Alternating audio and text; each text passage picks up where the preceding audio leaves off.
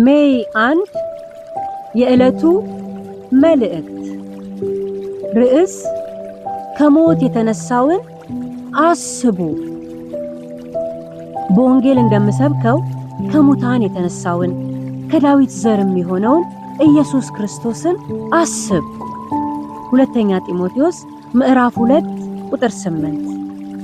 ህብረት በመታደርጉበት ስፍራ ብዙ የተቃወሱ ነገሮች ቢያጋጥሟችሁ ምን ታስቡ ይሆን? ህብረቱን ለቆ መሄድ፣ በጉዳዩ ዙሪያ ምክክር ማድረግ፣ ወይስ መጸለይ፣ ወይስ ምን? እንደዚህ አይነት ገጽታ ሲያጋጥመን ምን ማድረግ እንደሚኖርብን ሐዋርያው ጳውሎስ ለጢሞቴዎስ ካስተላለፈው መልእክት በመነሳት የዛሬውን የጽሞና መልእክት እንካፈላለን።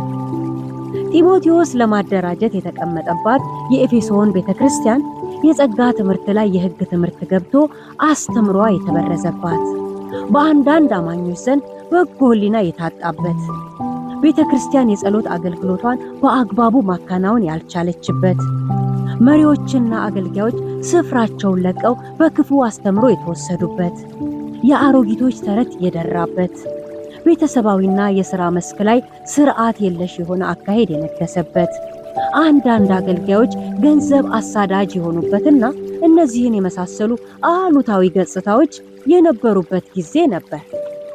ይህ ሁኔታ ህብረት ለማድረግና ለማገልገል የማይጋብዝ ነበር። እነዚህን ሁሉ ምስቅልቅሎች ለማስተካከልና ወደ ነበረበት ጤናማ ይዞታ ለመመለስ አንድ ነገር ማሰብ የግድ ይል ነበር። እርሱም ከሙታን የተነሳውን ኢየሱስ ክርስቶስን ነው። እርሱ ምስቅልቅል ያለውን የሰው ልጆች ታሪክ በሞቱና በትንሣኤው ዋጋ ከፍሎ ማስተካከል ችሏል። ስለዚህ ጢሞቴዎስ ሆይ እሱን ስታስብ ልብህ አይደክምም፣ ኃይል ታገኛለህ። እርሱ ይረዳሃል፣ ጸጋውንም ይሰጥሃል። ቤቱ የእርሱ ነውና ከአንተ ጋር አብሮህ ይሰራል በሚል መንፈስ ሲያበረታታው እንመለከታለን።